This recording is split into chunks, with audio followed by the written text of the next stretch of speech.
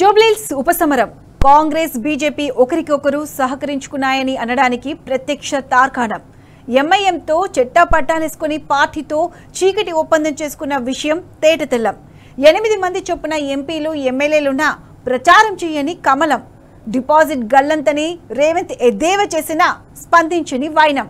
ఎందుకిలా? బీజేపీ కాంగ్రెస్ బంధంపై రాజకీయంగా జరుగుతున్న చర్చ ఇదే. పోలింగ్ కు ముందు రోజు వరకు కాంగ్రెస్ నాయకులు విచ్చలవిడిగా వందల కోట్ల నగదు పంపిణీ చేసిన ఈసీ ప్రేక్షక పాత్ర వహించింది. అంటే కాంగ్రెస్ బీజేపీ మిలాఖత్ బట్టబయలనట్టే కదా. పార్టీ అస్తిత్వాన్ని పణంగా పెట్టి కాంగ్రెస్ గెలుపు కోసం తహతహలాడింది కాషాయ దళం. బీజేపీ చరిత్రలోనే ఇదో విచిత్రమైన పరిస్థితి.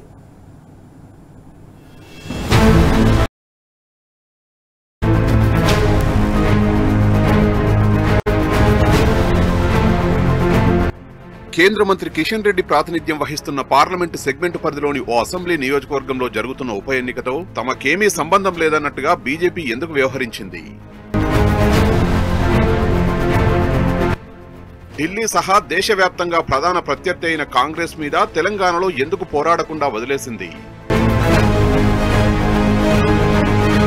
ఉనికిని వదిలేసుకొని కాంగ్రెస్ పార్టీకి కమలం పార్టీ ఊతకర్రగా ఎందుకు మారింది? ఆగర్భ శత్రువుగా అభివర్ణించే మజ్లిస్తో భుజం కలిపిన అధికార కాంగ్రెస్ కు ఎదురు నిలవకుండా మరో భుజంగా ఎందుకు మారిపోయింది? ఈ ప్రశ్నలన్నింటికీ జూబ్లీహిల్స్ ఉప ఎన్నిక సమాధానం చెప్పేసింది. కాంగ్రెస్ కు జీవగంజి పోసేందుకు కమలం బలవన్మరణానికి సిద్ధమవుతుండడమే రాజకీయ వైచిత్రి. ఢిల్లీ పార్టీలు తెలంగాణను మళ్లీ యాగం పట్టించేందుకు పరోక్షంగా ఏకమయ్యాయి. పేరుకు పెద్ద పార్టీలని చెప్పుకుంటూ ముసుగుదోస్తీ చేస్తున్నాయి. తెలంగాణలో బీఆర్ఎస్ ను నేరుగా ఎదుర్కోలేక చీకటి ఒప్పందం చేసుకున్నాయి. నాకు నువ్వు నీకు నేను అన్నట్లు కాంగ్రెస్ బీజేపీ పార్టీలు కలిసి నడుస్తున్నాయి. పైకి మాత్రం విమర్శించుకుంటూనే లోపల మాత్రం ఒకే స్ట్రాటజీతో వెళ్తున్నాయి. జూబ్లీహిల్స్ ఉప ఎన్నికలో ఈ విషయమే పాలకు పాలు నీళ్లకు నీళ్లలా తేలిపోయింది. తెలంగాణ సమాజానికి తెలిసిపోయింది.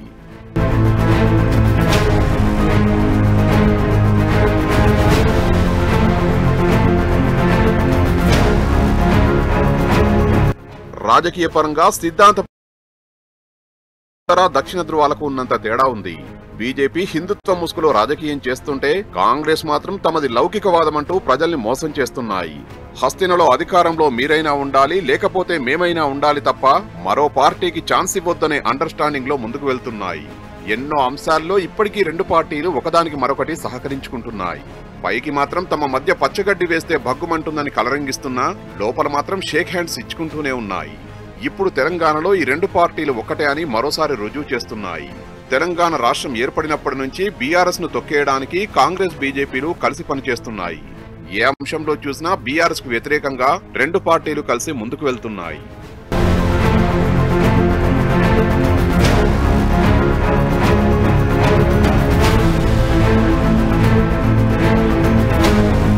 తెలంగాణలో ఇంతకు ముందు హుజురాబాద్, దుబ్బాక, మునుగోడులో ఉప ఎన్నికలు జరగలేదా?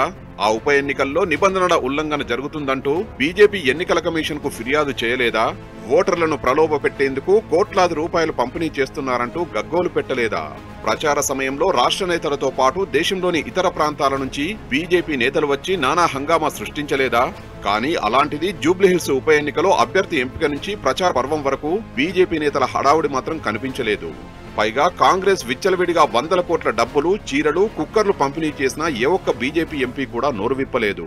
చివరకు బీజేవైఎం నేతల మీద కాంగ్రెస్ అభ్యర్థి అనుచరులు దాడులకు పాల్పడినా, పోలింగ్ బూతులలో దొంగ నోట్లతో హోరెత్తించినా ఒక్క బీజేపీ రాష్ట్ర నాయకుడు అడ్డుకునే ప్రయత్నం చేయలేదు.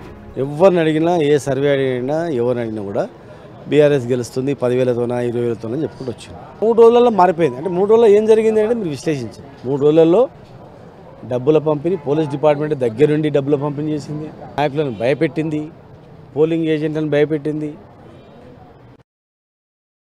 భయపెట్టింది, కేసులు పెడతామన్నారు. బిడ్డ రేపు ఎప్పుడు ఎదుగుతాను బెదిరించారు, డబ్బులు పంచిండ్రు, మందు పంచిండ్రు, చీరలు పంచిండ్రు, కుక్కర్లు పంచిండ్రు. ప్రతి డివిజన్కు మంత్రులు ఇద్దరు ముగ్గురు మంత్రులు ఇన్ఛార్జీలు ఉన్నారు, ఎమ్మెల్యేలు బూత్ వైజ్గా చైర్మన్లు, టోటల్ పవర్ అంతా ఉపయోగించింది.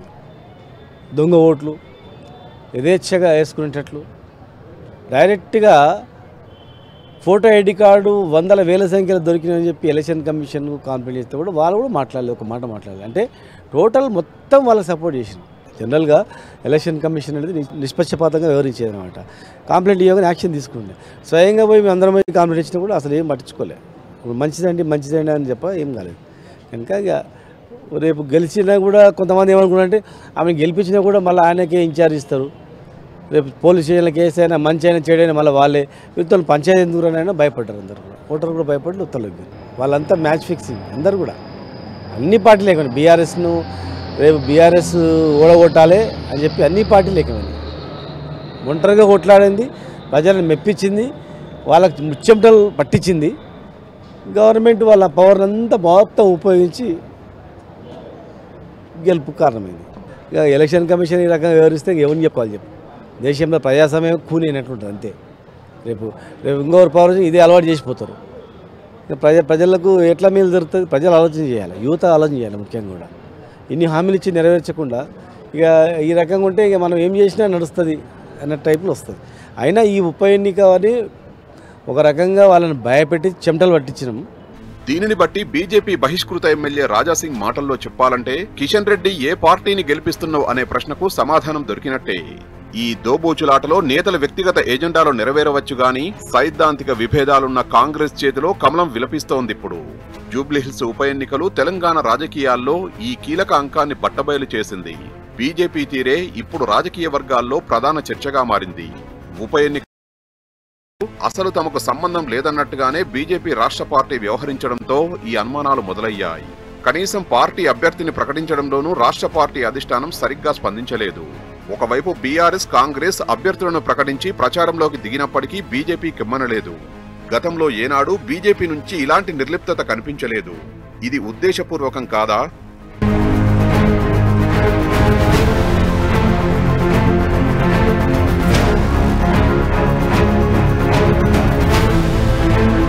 జాతీయ స్థాయిలో బద్ధశత్రువైన కాంగ్రెస్ అధికారంలో ఉండడంతో పాటు 2 ఏళ్ల పాలనలో ప్రజల నుంచి తీవ్ర స్థాయిలో వ్యతిరేకత కనిపిస్తోంది. ఈ నేపథ్యంలో గెలుపు కీలకం కాకున్నా ఉప ఎన్నిక వేదికగా అధికార పార్టీని ఎండగట్టి మెరుగైన అవకాశాలుంటాయన్నది బీజేపీకి తెలియంది కాదు. కానీ కనీసం ఆ వైపుగా ప్రయత్నం చేయలేదు. ప్రచారం కోసం 40 మందితో స్టార్ క్యాంపైనర్ల జాబితాను ఆ పార్టీ విడుదల చేయగా ఇందులో పేర్లున్న 12 మంది జాతీయ నాయకులు ఇటువైపు కన్నెత్తి చూడలేదు. పైగా రాష్ట్ర నేతలు కనీసం ఆ ప్రయత్నం చేసిన దాఖలాలు లేవు.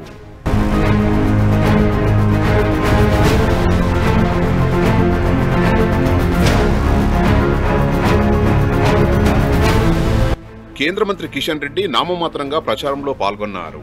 ఆయన వెంట ఒకరిద్దరు ఎమ్మెల్యేలు మాత్రమే కనిపించారు. ఎంపీలు చేశామనిపించారు. ఎంపీలు అరవింద్, సోయం బాపురావు, నగేష్ కనీసం జూబ్లీహిల్స్ వైపు కూడా రాలేదు. 1% మినహా మిగిలిన నేతలంతా మెరుపులా మెరిసి వెళ్లారే తప్ప నియోజకవర్గాన్ని పట్టుకుని ప్రచార పర్వాన్ని కొనసాగించిన ఒక్క నేత లేరు. చివరకు ఈ ఉప ఎన్నికలో బీజేపీ ఎక్కడుంది? డిపాజిట్ సైతం రాదు అని సీఎం రేవంత్ రెడ్డి వెటకారం చేసినా బీజేపీ నేతలు స్పందించలేదు. అందుకే జూబ్లీహిల్స్ స్పందనపై కింది స్థాయి క్యాడర్ తీవ్ర నిరాశకు గురై బీఆర్ఎస్ లో చేరిన వారు అనేక మంది ఉన్నారు.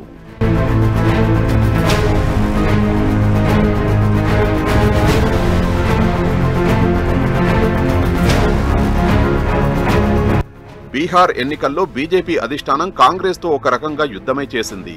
అదే సమయంలో జూబ్లీహిల్స్ లో అధికార కాంగ్రెస్ మీద ఈగవాలకుండా తెలంగాణ బీజేపీ సర్వశక్తులు ఒడ్డింది.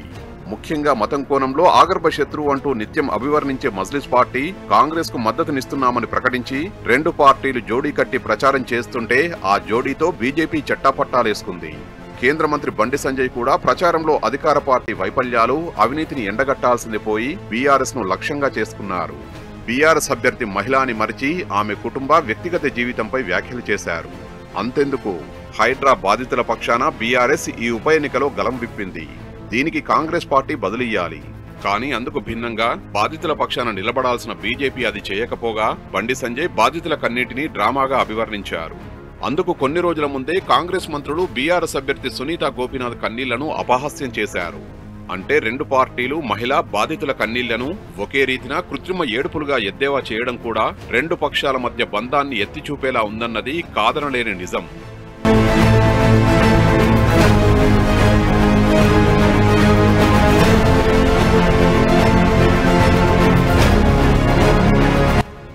జీహెచ్ఎంసీ ఉప ఎన్నికలో స్వతంత్ర అభ్యర్థులైన అధికార కాంగ్రెస్ ప్రజాస్వామ్యాన్ని ఖూనీ చేస్తుందంటూ నోరెత్తారే గాని ఒక్క బీజేపీ నేత కూడా పెదవి విప్పలేదు.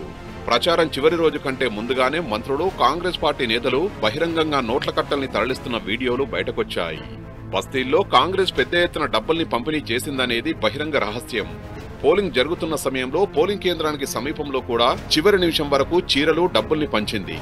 దీనికి ఆధారంగా అనేక వీడియోలు బయటకొచ్చాయి. షేక్పేటలో మజ్లిస్ పదుల సంఖ్యలో పోలింగ్ బూత్లను స్వాధీనం చేసుకుని భారీ ఎత్తున రిగ్గింగ్ చేసినట్టు ఆధారాలు బయటకొచ్చాయి. కాంగ్రెస్ పార్టీ ఇతర ప్రాంతాల నుంచి వ్యక్తులను తరలించి ఫంక్షన్ హాళ్లలో ఉంచి మరీ దొంగ ఓట్లు వేయించింది. వీటన్నింటిపై కేంద్ర మంత్రి కిషన్ రెడ్డి గాని, ఎంపీలు, ఎమ్మెల్యేలు, ఇతర నేతలు, చివరకు పార్టీ అభ్యర్థి కూడా ఒక్క ఆరోపణ కూడా చేయలేదు. ఎన్నికల కమిషన్ కు ఒక్క ఫిర్యాదు చేయకపోవడం అంటే అధికార కాంగ్రెస్ కు సహకరించడమే కదా.